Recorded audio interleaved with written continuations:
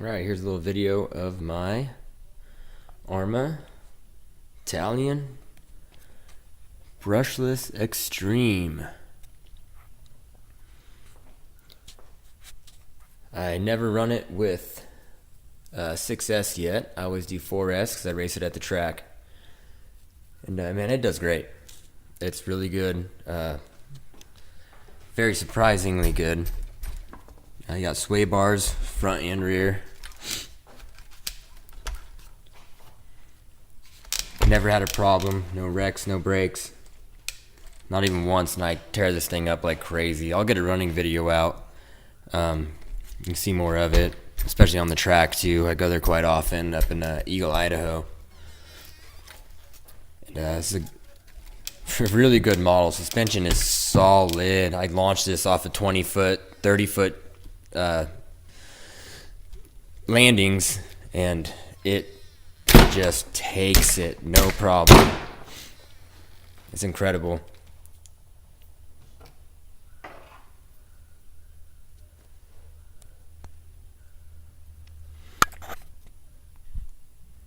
Definitely the best, one of the best I've had. And I've had a bunch, from Team Low C to Traxxas, and no more Traxxases. I don't like those at all. But Team Low C and all of them, they do a really good job. And Arrma, it's right there. It's really close for what you get.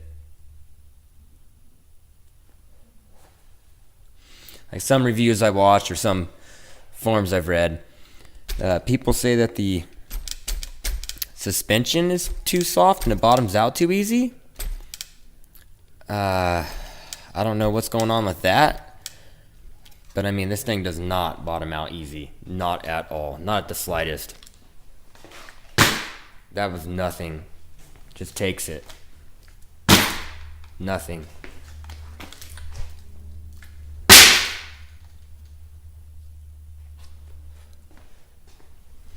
It's a really good platform.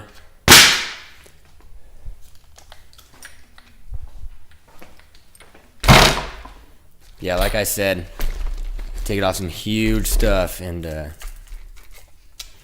it does just fine.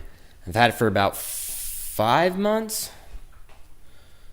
Yeah, about 5 months now. And yeah, no problems at all. But these tires I have on right now, I don't. These are stock tires, and they do really good for like loose, loamy terrain. But at the track, I have a set of, I have them around here somewhere.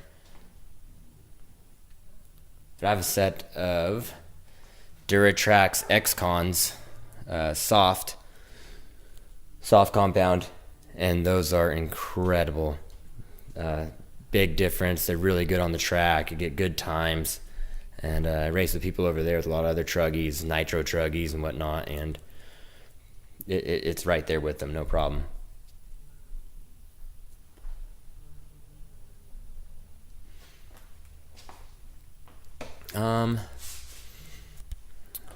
What else do we got? So it comes, well, I still have the stock 13 tooth in here. I just ordered a 15 tooth pinion gear, because a lot of guys I'm talking to, that 15 seems about right for the track. I'm gonna give it a try soon. It should be here in the next day or two, and I'll get a video of that. So I should get a little higher top speed without getting the motor temps or the ESC too hot with the 15 tooth compared to the 13 tooth, because it gets a little warm. Not too bad really. It never has done thermal overload ever, and I rip it hard, as hard as I can, and I do pretty good on a track really, and nothing has failed at all. And I've landed this thing all kinds of messed up, just screwing off when I'm just bashing. But at the track, it's really solid. It does really well. It has a few adjustments. You got your set screws here to set where you want the suspension or the A-arms to lie. No matter how tight or loose you have these, you can adjust these little set screws here on every single arm. I don't know if you can see that one. That one's hard to see. But you can do that on every single arm. And you can have these tight as you want and still have your suspension set like this, or however you want to do it, really. I have mine kind of high right now because I've been backing it around, so I try to have it set pretty high. But when I'm at the track, I set those down. I adjust everything. And I try to set it down to about like so, kind of squatted. Just a little bit, though. To where everything's kind of flush, basically. So when I'm bashing, I try to have it kind of like that. And then at the track, I try to keep it around about right there, front and rear, just for a little bit better cornering and whatnot. Try to improve your lap times a little bit. But yeah, it's rock solid platform.